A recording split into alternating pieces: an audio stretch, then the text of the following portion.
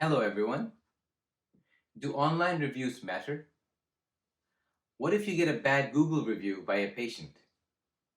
Do you feel like getting even in a reply to the post?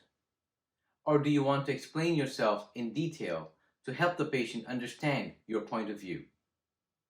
What are the legal and ethical issues that arise when responding to these negative reviews? My name is Premkiranreddy, founding attorney of Reddy's Law Firm.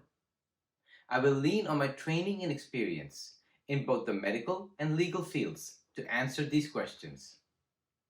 So yes, online reviews do matter. Why? It takes a lifetime to build a reputation and you don't want that to go down because of bad reviews. Among other things, you want to safeguard your reputation and also use your good reviews as leverage for your employment contract.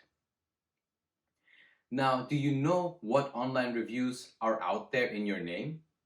Do you have a Google business listing, a business Facebook account, a Twitter account, a YouTube channel, or other doctor rating accounts? You should Google your name and see if there are other rating sites about you that you aren't aware of. Keep a list of all the sites and review them on a regular basis.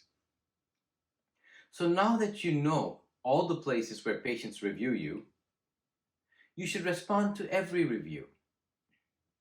When you get a good review, post a thank you note to that reviewer. It shows that you took the time out of your busy schedule to care, and this boosts patients' opinion of you. When you get a bad review, obviously you do not want to write back to get even.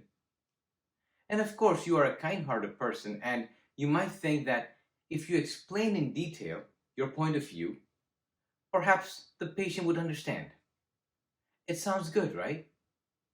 Yes, it is good, but you might risk breaching the confidentiality of the patient and revealing the patient's personal or health information.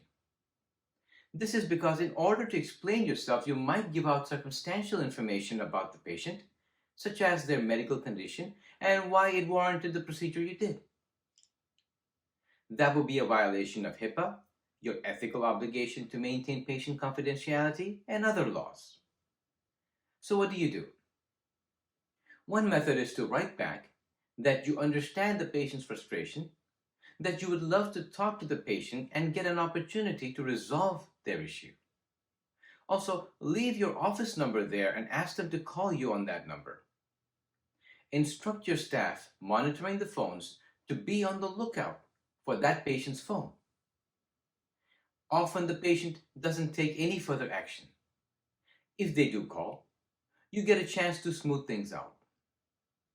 Your gentle response to a negative review may or may not ever change that patient's mind, but it does show to those new patients reading this and considering to come to you that you are kind, empathetic, and professional. They may now also consider the bad review as unwarranted. This actually builds more trust with your new patient because they know how you behave in a bad situation.